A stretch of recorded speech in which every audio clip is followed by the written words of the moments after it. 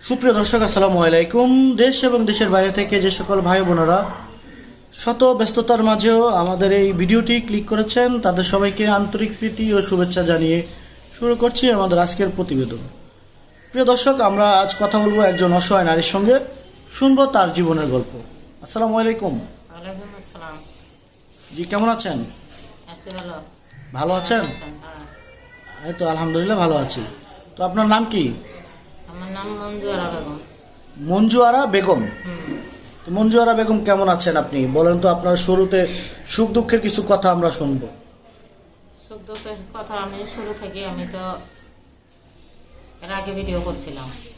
আগে ভিডিও করেছিলেন? জি, এর আগে। আচ্ছা আচ্ছা, তাই? আচ্ছা, তার বলুন।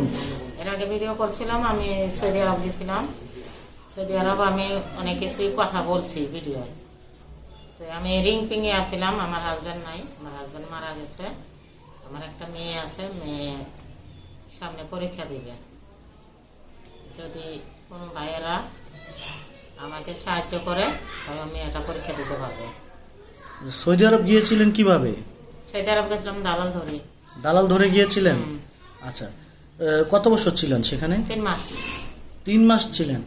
3 মাস থেকে চলে আসছেন? হ্যাঁ। আচ্ছা, 3 মাস দালাল ধরে গিয়েছেন। তো সেখানে যাওয়ার পর সর্বপ্রথম আপনাকে কোথায় উঠালো? হাউস বিষয়ে গেছি, বাসায় উঠাইছে। বাসায় উঠাইছে? আচ্ছা, তো সেখানে আপনি কয়দিন কাজ করেছেন? কাজ করছে 3 মাস, বেতন দেয় নাই 1 টাকাও। 1 টাকাও বেতন দেয়নি? না।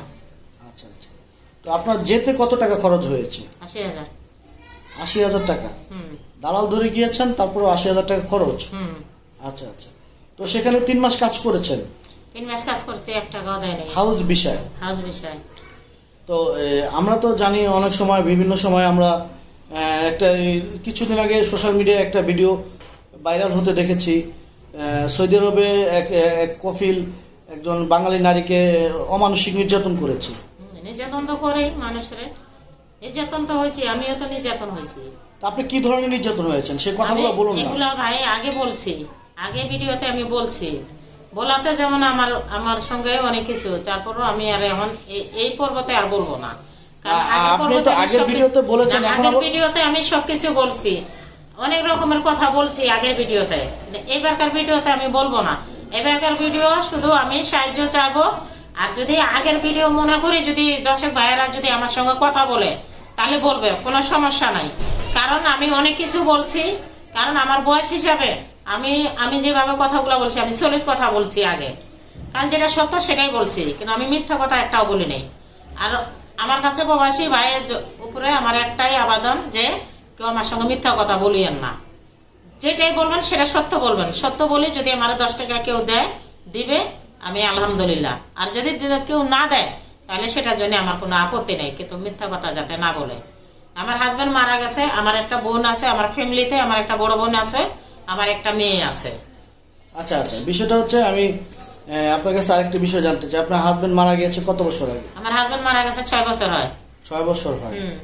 তো 6 বছর হাজবেন্ড ছাড়া আছে? হ্যাঁ, 6 বছর থেকে আমি আর দ্বিতীয় বিয়ে বসি নাই। তো দ্বিতীয় বিয়ে কেন বসলেন না? দ্বিতীয় বিয়ে বসে নাই, আমি মেয়ের জন্য ভবিষ্যৎ করতে গেছিলাম, যে যদি একটু কিছু করতে পারি তাহলে আমি জায়গা টাকা কিনি, মেয়েটার একটা ভবিষ্যৎ হবে। মেয়ের ভবিষ্যৎ করে দিতে গিয়ে নিজের ভবিষ্যৎ নষ্ট করলেন? নষ্ট করে দিছি। আবার দ্বিতীয় কথা, রিংয়ের তরফ পড়ে গেছি, তখন আর কি করব। রিং নিয়ে মনে করেন যে আমার এখন জীবন এমন পরিস্থিতি দাঁড়াইছে, সামনে মেয়েটার পরীক্ষা, আমি মেয়েটার একটা গাইড কিনতে পারি না, মেয়েটার মনে করেন ফিস পরীক্ষা ফিস জমা দিতে পারতেছি না। এখন আমি চতুর্পাশে আবার খাইসা গেছি। আর যদি দর্শক ভাইয়েরা যদি আমার কেউ একটা সেলাই মেশিন কিনে দেয়, তাহলে আমি মেশিন দিয়া কর্ম করে খাইতে পারবো। আচ্ছা, একটা বিষয় হচ্ছে, আপনি পূর্বের যে ভিডিওটা করেছেন সেই ভিডিওর মাধ্যমে আপনি কোনো সহায়তা পেয়েছেন? আমি সহযোগিতা পাইছি, আমার সবই গেছে, আমার কাছে মানুষ 30,000 টাকা পাবে। আর সহযোগিতা পেয়েছেন? এখনো মানুষ আপনার কাছ থেকে? হ্যাঁ, 30,000 টাকা পাবে এখনো। 30,000 টাকা পাবে? ঋণ আছে 30,000? হ্যাঁ, 30,000 টাকা ঋণ আছে। মিথ্যা কথা বলবো কেন? আচ্ছা আচ্ছা, আমার এই টাকা দিচ্ছে মনে করেন সবাই মিলে দিছে, 10 ভাইরা সবাই মিলে দিছে। এই যে আপনার ভবিষ্যৎ আপনি নিজে নষ্ট করলেন, দ্বিতীয় বিয়ে বসলেন না, তো এখন এই বুড়া বয়সে আপনার পাশে কে দাঁড়াবে, আপনাকে কে দেখবে? আমার এখন বর্তমানে চলতেছে 30 বছর। 30 বছর পারফেক্ট, 30 বছর চলতেছে। 30 বছর, 30 বছর। মেয়েদের 30 হইলেই মেয়েরা বুড়া। হ্যাঁ 20 হলেই বুড়া, 20 কুড়িতে বুড়ি, কুড়িতে বুড়ি, কুড়িতে বুড়ি। হ্যাঁ এটা তো নিয়মে যে কুড়িতে বুড়ি। হ্যাঁ বুড়ি তো এমনিতে বুড়া, জোয়ান মানুষও বুড়া, বুড়া মানুষ আরো বুড়া, বুড়াই। বুড়া যদি বুড়া হিসাবে যদি তারা মনে করেন কথাবার্তি বলতে চায়, আল্লাহর রহমত কোনোটাতে আপত্তি নেই। ওরা কথা বলতে পারে, আমার সঙ্গে সব ধরনের কথাই বলতে পারে, বুঝছেন? যদি ওরা বুঝে নিতে পারে যে আমি তো আগের ভিডিওতে বলছি কেমন আমার রসিক, সেটা তো বলতে বুঝছেই। তেমন আমার সঙ্গে কেউ কথা বলে নাই, কিন্তু সেই হিসাবে যদি ওরা কথা বলে, কোন সব রকমের কথাই আমার সঙ্গে বলতে পারবো, কোনো আপত্তি নেই। কিন্তু আমার একটাই অনুরোধ, যদি তারা সাহায্য না করে, তাহলে যদি আমার একটা মেশিন কেউ কিনে দিতে পারে, আমি আর কোনোদিনও মিডিয়াতে আসবো না। আর কোনোদিন ক্যামেরার সামনে আসবে না, কোনোদিনও আসবো না, নিজেকে তুলে ধরবেন না। না না। আর যদি ভিডিওর মাধ্যমে মেশিন পেয়ে যান, ভিডিওর মাধ্যমে যদি আমি মেশিন পাই, আলহামদুলিল্লাহ, আমি নামাজ পড়ি, তার জন্য দোয়া করবো, নামাজ পড়ে তার জন্য দোয়া করবেন, দোয়া করবো। আর আমরা তো চাই আপনার যেহেতু 30 এখনো বয়স, এখনো মানে কিছু ধরে রাখার মতো আছে, ধরে রাখার মতন আছে। যদি কোনো লোক যদি বলে কিংবা 40 বছর কিংবা 35 বছর, যে এরকম যদি কোনো লোক আগে বাড়ি আসে কিংবা আমার দায়িত্ব নেয়, আমার একটা বোন আছে, আমার মেয়ে আছে, যদি দায়িত্ব নেয়, তাইলে আমি বিয়ে করবো। সে যদি আমার বোনের দায়িত্ব নিতে হয়নি, আমার মেয়ের দায়িত্ব আমার দায়িত্ব। আমার বোনের কাছে তো আমার মেয়ে এখন লেখাপড়া করতেছে, আমার বোনের হাজবেন্ড আছে, সেটাও আমি বলছি, আমার বোনের দায়িত্ব নিতে হবে না। আমার মেয়ের এখন বর্তমান 13 বছর চলতেছে। আচ্ছা, আপনাকে যে বিয়ে করবে, আপনি কি তাকে পরিপূর্ণ স্বামীর সুখ দিতে পারবেন? ইনশাল্লাহ সব পারবো, স্বামীর যতটুকু সুখ ততটুকু ইনশাল্লাহ আমি দিতে পারবো। আপনাকে কি এই যে 6 বছর সব কি জমিয়েছেন? হ্যাঁ ইনশাল্লাহ। একদিনই সব বের করে দিবেন? হ্যাঁ, হাসতেছেন কেন? ইনশাল্লাহ সবই আমার আল্লাহর রহমত সবকিছুই আছে, কোনোটাই যে নেই। হাসি খুশি আনন্দ ফুর্তি সবই আছে, আমার মনে যে কিছু নাই তা না। আমি তো আমার হাজবেন্ড মারা গেছে, আমি তো সঙ্গে সঙ্গে মনে করেন শেষ হয়েছি, জোয়ান মানুষও বুড়া হয়ে গেছি। তার মধ্যে এখন একজনে যদি আপনার হাজবেন্ড মারা যায়, তাহলে সে মনে করেন একটা শখ, আমি বিদেশ গেছি আর একটা শখ, আমার মেয়ে লেখাপড়া করতেছে আর একটা শখ, 3 শখে রিং আছে 400। এই মানুষটা বুড়া থাকবে না, কি হবে? জোয়ান হবে? আপনি বলেন। যে প্রবাসীরা বুঝে না যে রিং পিং থাকলে কি জ্বালা, জোয়ান মানুষ সে বুড়া হয়ে যায়। আর বুড়া মানুষের যদি মনে করেন একটা মানুষ যদি খায় পিন্দে ভালো খায়, তেল সাবান পায়, সে অটোমেটিকই মনে করেন যে সে রঙিন রূপান হয়ে যাবে, তাইলে এইটুক যদি বুঝে প্রবাসীরা, তাইলে মনে করেন 10 ভাইয়েরা যদি এইটুক বুঝে, তাহলে আমরা সাহায্য করবে, তাহলে সাহায্য করবে। হ্যাঁ, আর একবার জন ভাইয়া একজনে ফোন দেয়, যাতে সে 4 বার ফোন না দেয়, একবারে ফোন দিবে, হ্যাঁ একবারে ফোন দিবে, হয়তো কার্য ক্ষেত্রে আরেকবার দ্বিতীয়বার দিবে, একজনে 10 বার যাতে ফোন না দেয়। তো আপনাকে কি বলবো আমি ঠিক বুঝে উঠতে পারতেছি না। তো আপনার সঙ্গে যদি কোনো দর্শক, আমাদের কোনো দর্শক বা কোনো সহৃদয়বান ব্যক্তি আপনার সঙ্গে যদি যোগাযোগ করতে চায়, তাহলে কিভাবে সম্ভব? আমার কাছে মোবাইল নাম্বার আছে। মোবাইল নাম্বার আছে? হ্যাঁ মোবাইল নাম্বার আছে।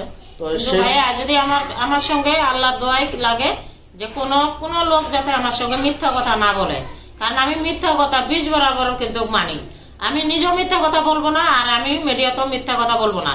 আর যদি তারা আমার মোবাইল দিতে চায় কিংবা বড় মোবাইল চায়, তাহলে আমার বড় মোবাইলের ব্যবস্থা করে দিব, সেটা আমার বড় মোবাইলের সঙ্গে আমার সঙ্গে যোগাযোগ করে কথা বলবে। আমি বড় মোবাইল দিবে একজনের সঙ্গে বড় মোবাইল দিয়ে কথা বলবো, আমি 10 জনের সঙ্গে মোবাইলে কথা বলবো না।